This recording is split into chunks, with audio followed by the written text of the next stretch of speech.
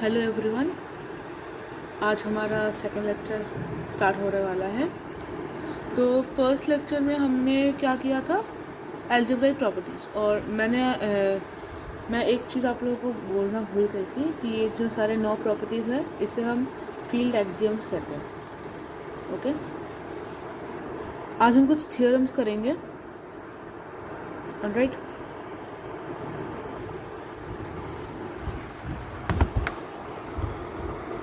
ये जो थियोरम्स है ये हम हमारी अलजेब्राइक प्रॉपर्टीज से हम प्रूव करेंगे। पहली theorem, if z and a are element in R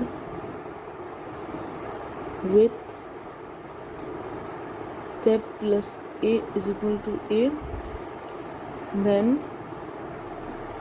z is equal to 0।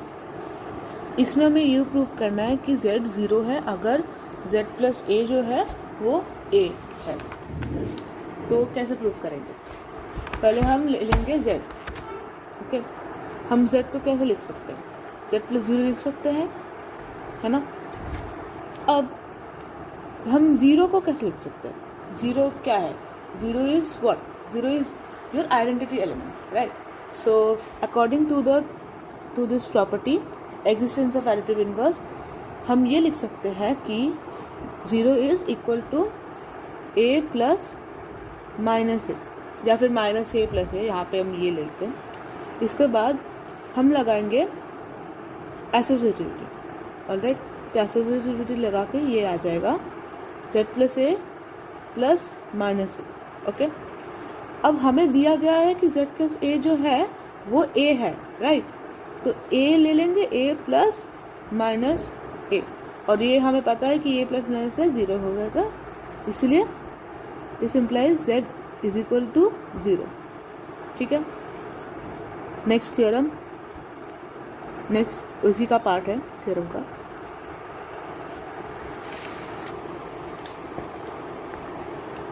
अगर u है और b है और b जो है 0 के इक्वल नहीं है और ये a के एलिमेंट्स हैं, सॉरी r के एलिमेंट्स हैं,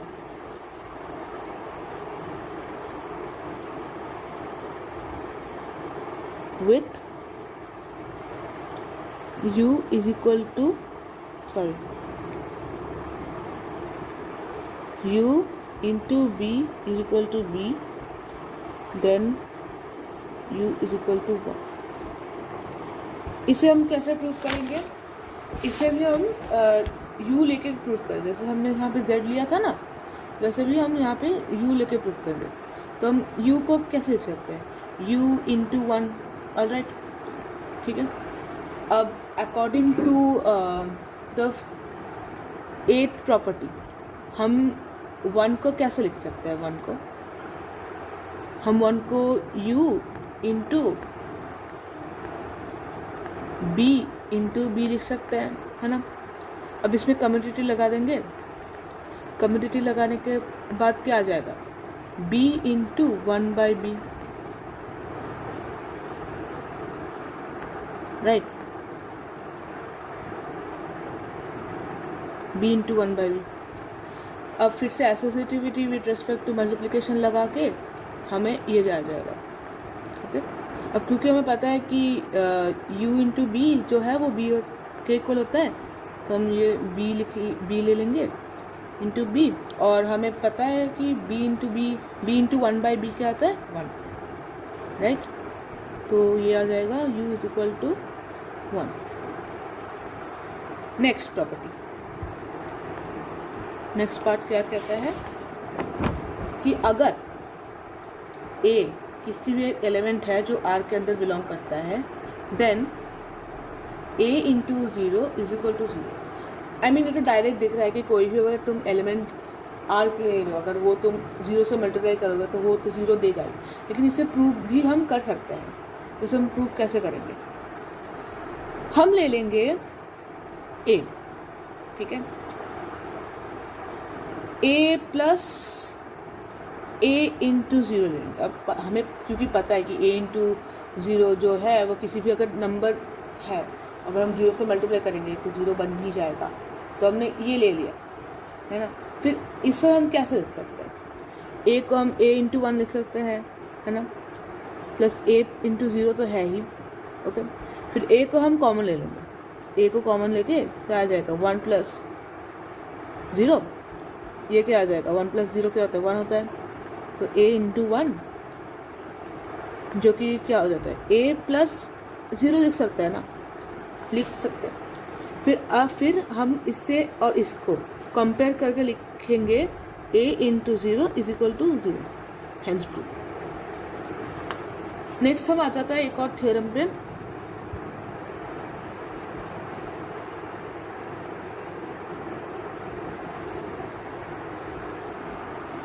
हमें दिया गया है कि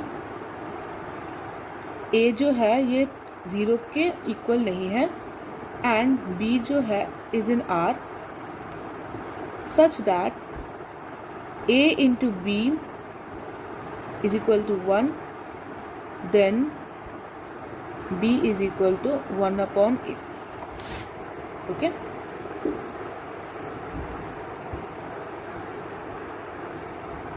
अब इसे प्रूफ करने के लिए हम ले लेंगे b, क्योंकि हमें b को प्रूफ करना है 1 अपॉन a, तो b ले लेंगे। अब जो हमने ये देखा था b पार्ट में हमने क्या लिया था, b का हमने b इंटू 1 लिख लेंगे, है ना। तो सिमिलर यहाँ पे भी वही करेंगे, b equal to b into 1। अब हमें पता है कि जो 1 है वो हम कैसे लिख सकते हैं, a into 1 upon a, right. फिर एसोसिएटिविटी लगा के b into a into 1 upon a, and इसको हम कम्यूटेटिविटी लगा सकते हैं, तो कम्यूटेटिविटी लगाएंगे, हो गया। अब हमें दिया गया है कि a इंटू बी जो है ये 1 है, तो 1 into 1 upon a, and we know that 1 into any element in R, alright, it is always equal to that specific element, so it is equal to 1 upon a, hence proved. Next B part कहता है कि if a into b is equal to 0, then either a is equal to 0 or b is equal to 0, okay. तो हम इसे दो cases में करेंगे। पहले हम ले लेंगे कि अगर a is not equal to 0, और दूसरा है कि अगर b is not equal to 0, alright. तो मैं पहले वाला पार्ट कर देती हूँ, वो दूसरा वाला उसी सिमिलर तरीके से होगा, ओके। तो हम क्या ले लेंगे, पहले a तो हमारा पहले लिख लेते हैं, assume that a is not equal to 0, और हमें दिया गया है कि a इंटू बी जो है वो इक्वल टू 0 है ना। क्योंकि a जो है वो 0 नहीं है, तो हम ये लिख सकते हैं कि हम इसे मतलब a 1 अपॉन a हम मल्टीप्लाई कर सकते हैं, है ना। और हमने ये लेफ्ट हैंड मल्टीप्लिकेशन करा है। अब एसोसिएटिविटी लगा लेंगे, और क्योंकि हमें पता है कि according to this C part, right, according to C part a into 0 equal to 0, तो हम ये भी लिख सकते हैं कि ये 0 हो जाएगा, राइट। तो ये हमें क्या पता है, 1 पता है, 1 into B is equal to 0, तो this means that b is equal to 0। Similarly हम a को भी प्रूव कर सकते हैं सिमिलर तरीके से। मतलब आप मान लीजिए कि b जो है वो नॉन ज़ीरो है, तो ये लिख लेंगे। फिर अब जो 1 अपॉन b है वो राइट हैंड में मल्टीप्लाई होगा, मतलब यहाँ पे ये वाला जो है मतलब a इंटू बी दिया क्या है into 1 upon b is equal to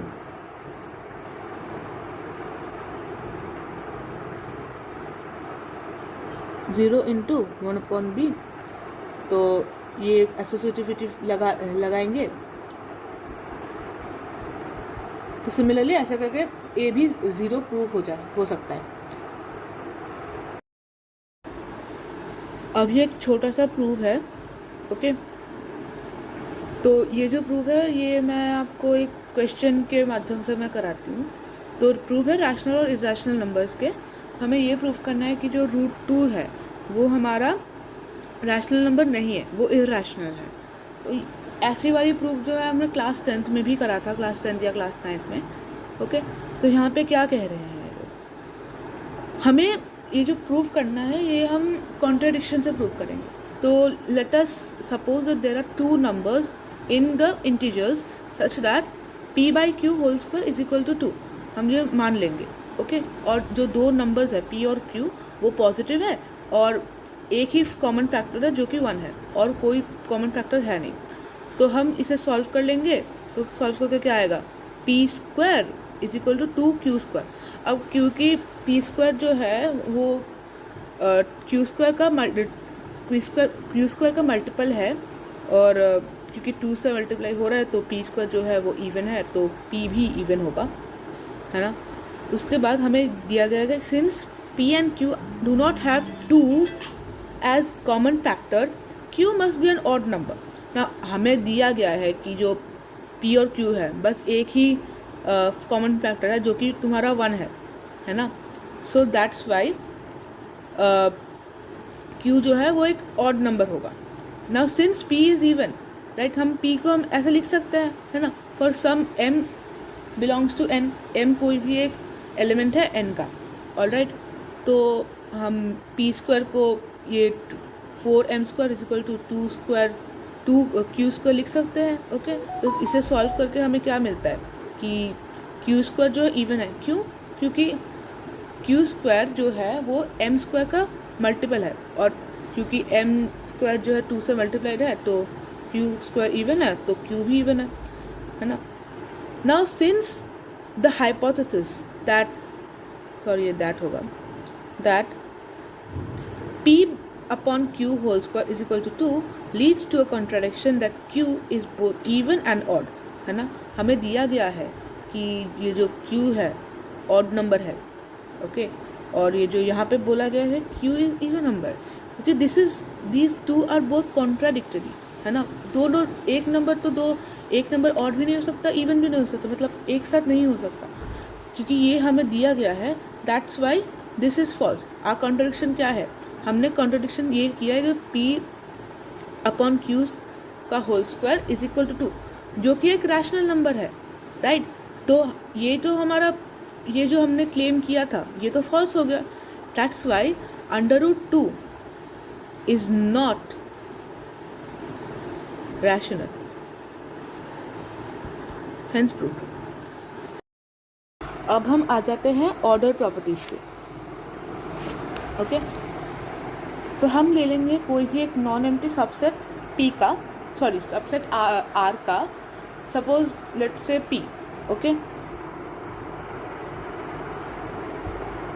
their is non empty subset p of R called set of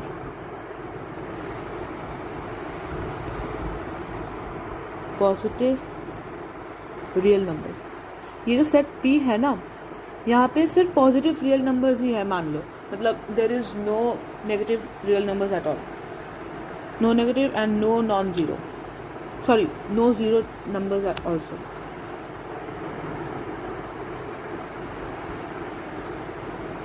Not satisfying the following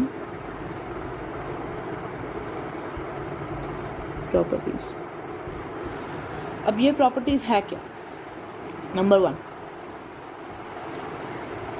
if a, b कोई भी 2 एलिमेंट्स है p का, मतलब ये दोनों पॉजिटिव हैं, तो हम ये लिख सकते हैं कि a प्लस b जो है वो भी p में बिलोंग करेगा, राइट ना। हमें दिया गया है कि जो सेट p है वो पॉजिटिव है, ओके। सेट p जो है is positive, set p is positive, तो a और b भी जो है वो भी पॉजिटिव होगा, अब अगर तुम दो पॉजिटिव नंबर्स को ऐड करोगे वो तो पॉजिटिव ही देगा ना, तो वही ये वाला फर्स्ट प्रॉपर्टी कहता है। Second, if a comma b belongs to p, then ab belongs to p। अगर तुम दो पॉजिटिव नंबर्स को अगर मल्टीप्लाई करोगे तो वो भी पॉजिटिव होगा, तो वो भी p के सेट में बिलोंग करेगा। Third, if a belongs to r, then exactly one of the following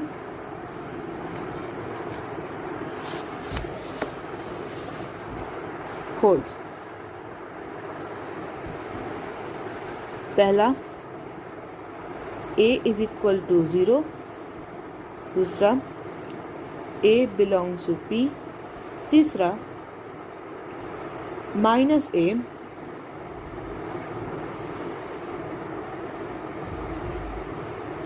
a belongs to p। Okay, इसका मतलब क्या है? अब a जो है रियल नंबर के सेट पे बिलोंग कर रहा है। ओके, अब मैंने ये नहीं कहा कि a पॉजिटिव रियल नंबर के सेट पे बिलोंग कर रहा है, मतलब p पे बिलोंग कर रहा है। मैंने बोला है कि a जो है वो r के सेट में बिलोंग करता है और r के सेट में 0 भी आता है, तो हम ये लिख सकते हैं कि a जो है वो r के इक्वल भी हो सकता है। फिर दूसरा कहता है कि a जो है belongs to positive numbers, positive set of positive real numbers, so a is positive, a positive भी हो सकता है because a belongs to r, right. तीसरा, अब तीसरे में मान लो कि a जो है वो नेगेटिव है। ओके, मान लो a नेगेटिव है, तो अगर a नेगेटिव है और a से हमने एक माइनस हमने मल्टीप्लाई कर दिया, a नेगेटिव है। ओके, a is negative, alright. Now if we multiply -1 to a, तो हमें क्या मिलेगा? एक पॉजिटिव नंबर मिलेगा ना। ओके, तो सपोज b जो है वो -a है। ओके, और अगर हमने मल्टीप्लाई कर दिया -1 into B is equal to -1 -a, तो ये क्या आ जाएगा? -b is equal to a। Now a तो पॉजिटिव है, मतलब a तो पॉजिटिव है, तो a belongs to set of positive numbers, that means -b will also belongs to positive. ये हुआ तुम्हारा थर्ड पार्ट। इतना ही है तुम्हारा ऑर्डर प्रॉपर्टी। उसके बाद आते हैं कुछ थियोरम्स। तो पहली थियोरम में 3 पार्ट्स हैं, थ्योरम लिख लेते हैं।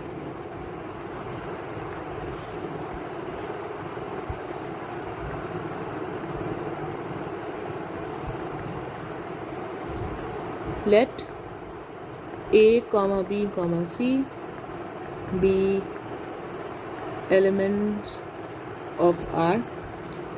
पहली, if a is greater than b and b is greater than c, then a is greater than c। इसको प्रूफ करने के लिए हम क्या कर सकते हैं? देखिए, अगर हमने b को इधर लिया है तो हम क्या आएगा? a minus B is greater than 0, और अगर c को इधर ले आए तो क्या आ जाएगा?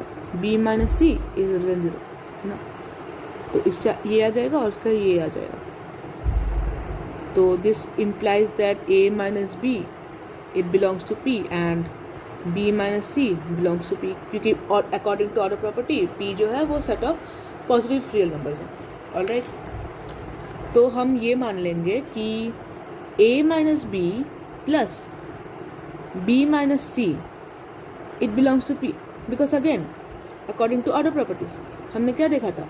अगर a कॉमा b जो है वो पॉजिटिव रियल नंबर्स है तो a प्लस बी भी पॉजिटिव है, तो उसी से हमने ये हमने किया है।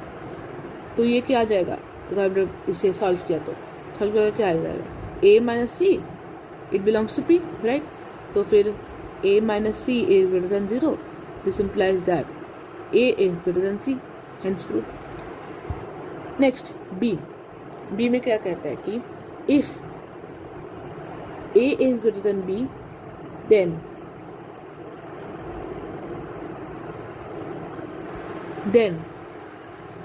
A plus C is greater than B plus C. ये भी हम ऑर्डर प्रॉपर्टी से ही करेंगे, जैसे हमने ये लिखा है कि A minus B is greater than 0, that means A minus B belongs to P. अब हम क्या कर सकते हैं, हम ये करेंगे, हमें तो चाहिए C, हमें C चाहिए, तो हम C को प्लस और माइनस कर देंगे यहाँ पे, C plus A plus C minus B minus C minus B.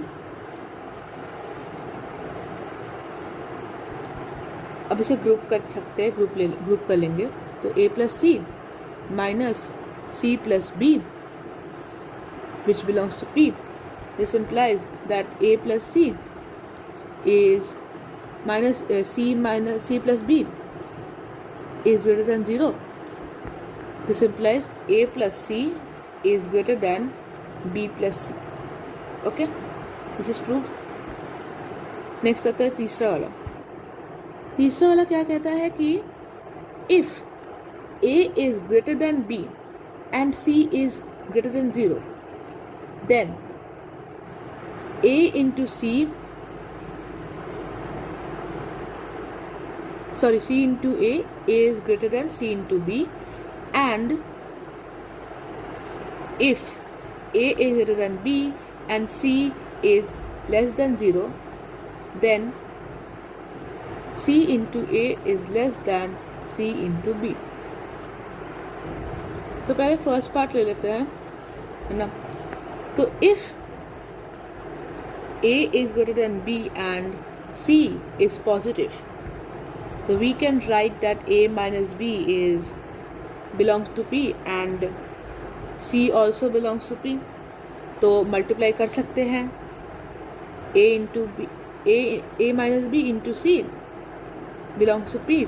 This implies that C into A minus C into B belongs to P.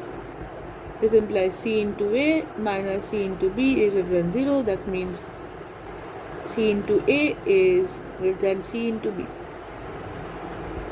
फिर next part, if A is greater than B and C is negative, this implies that A minus B belongs to P and minus C आ जाएगा यहाँ पे, minus C belongs to P. तो फिर से हम इसे multiply करेंगे, तो C into A minus B belongs to P, which implies C into A plus C into B belongs to P, which means that C into A plus C into B is greater than 0. That means C into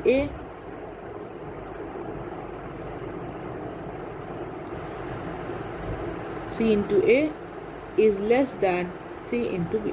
Hence proof. अब आती है एक और theorem जो important है.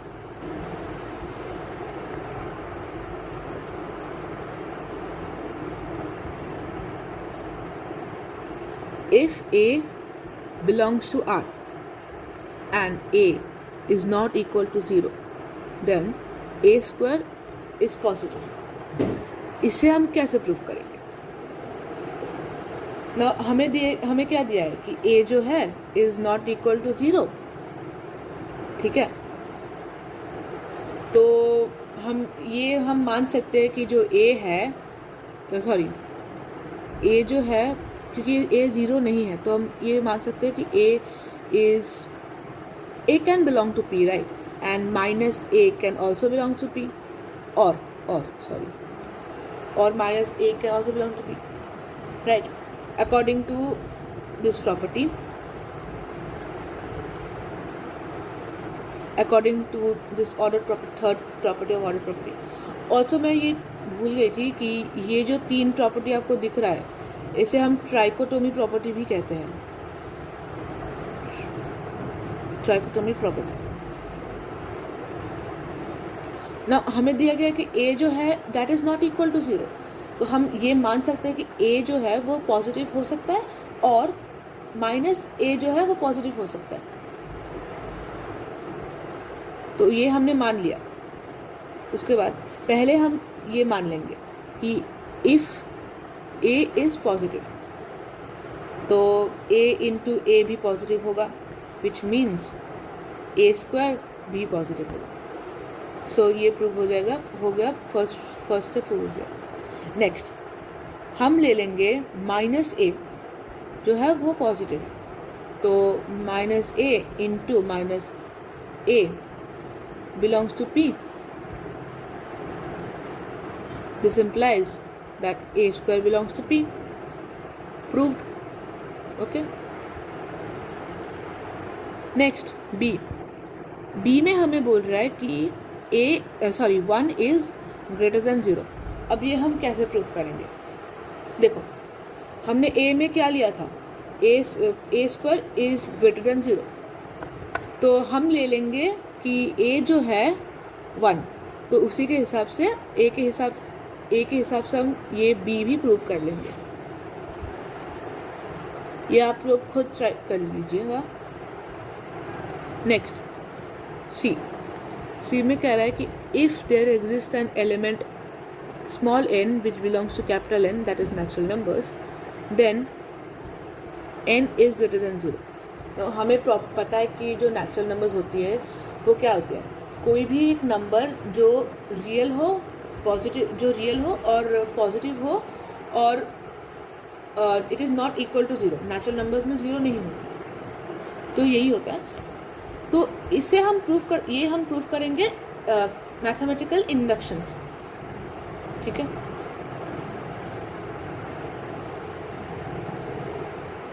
Using mathematical induction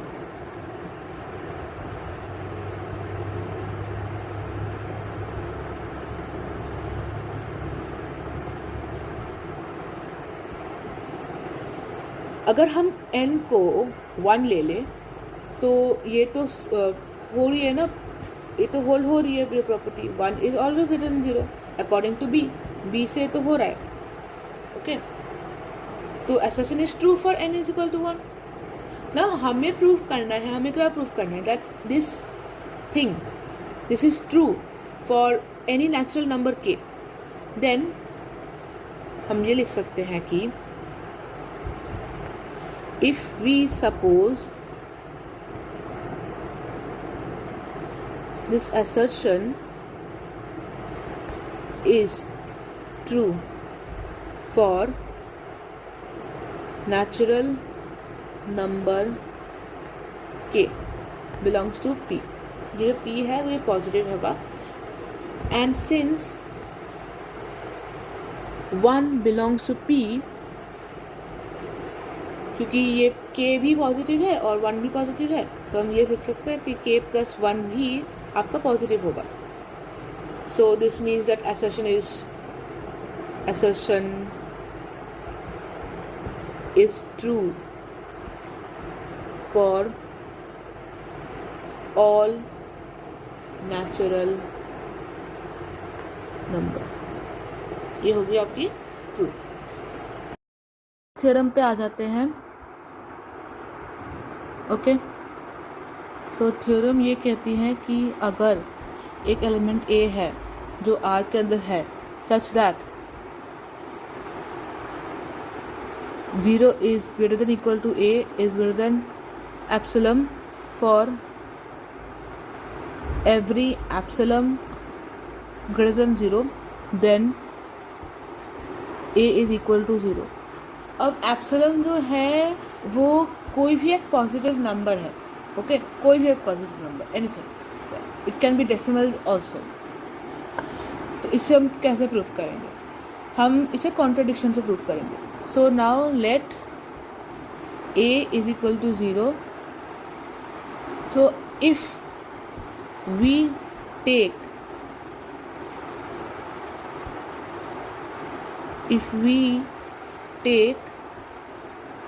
epsilon naught is equal to half a, then we have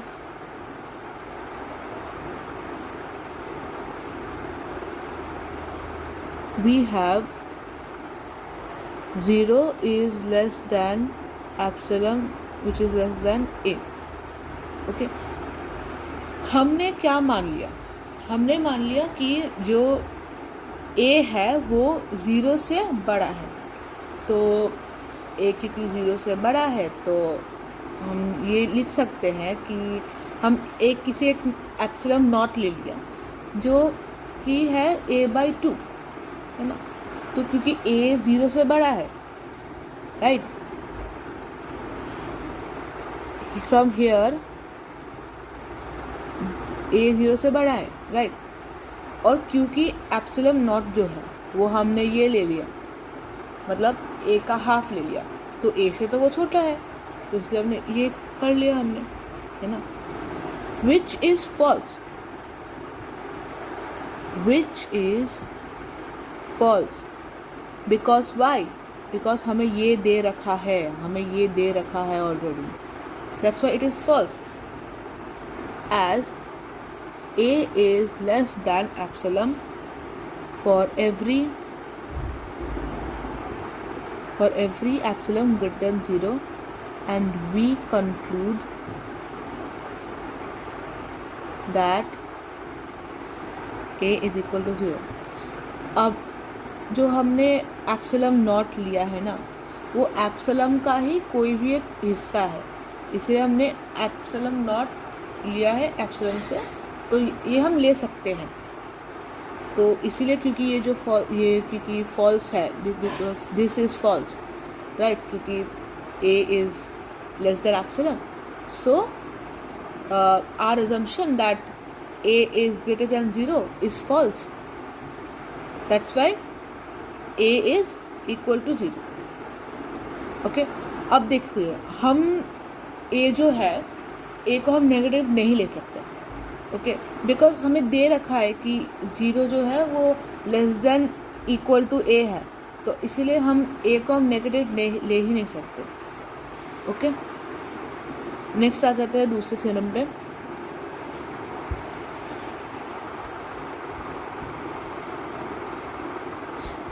ये हमारी last theorem होगी आज के लिए।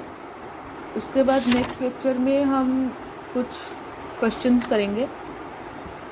If AB is greater than 0, then either first A is greater than 0 and B is greater than 0, or second A is less than 0 and B is less than 0।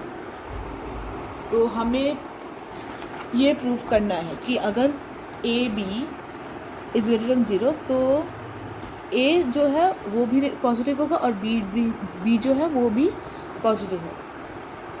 ठीक है, इसे हम प्रूफ कैसे करेंगे?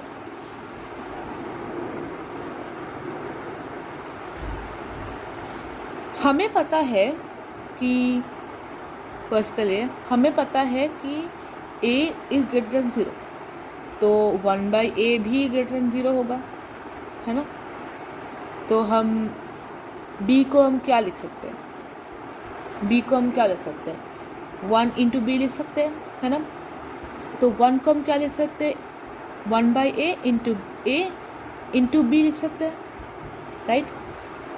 फिर एसोसिएटिविटी लगाएंगे और हमारा ये आ जाएगा। अब हमें पता है कि a इंटू बी जो है वो ग्रेटर देन 0 होगा, तो this implies that B is greater than 0 since AB is greater than 0 and 1/a is greater than 0. Okay, this implies that A is greater than 0 and B is also greater than 0. Now similarly हम ये भी proof कर सकते हैं कि जो है B जो है this is less than 0. Now मान लेते हैं कि A is less than 0, A is negative, so this will also implies that minus A will also be negative. अब similarly B ले लेंगे, B is equal to 1 into B, which implies A into 1/a into B. Again apply associativity, we are getting a into b, and this implies that b is less than 0 since b is greater than 0 and 1 by a is less than 0. Okay, हमें पता है कि 1 by a is less than 0 और a into b greater than 0. अगर minus और plus हम multiply करें तो क्या मिल जाएगा, माइनस आ जाएगा, तो इसीलिए b जो है वो नेगेटिव होगा. This implies that a is negative and b is negative. ये प्रूव हो गया. फिर आता है एक कॉलोररी.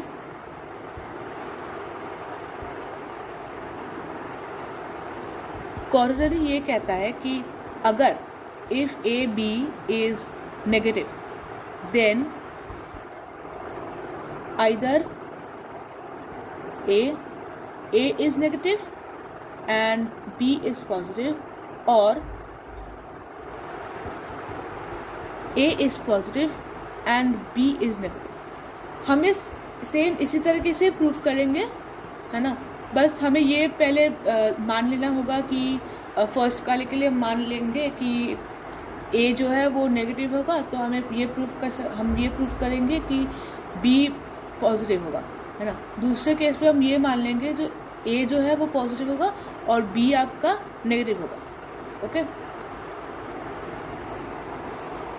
तो ये हम अभी प्रूफ करते हैं.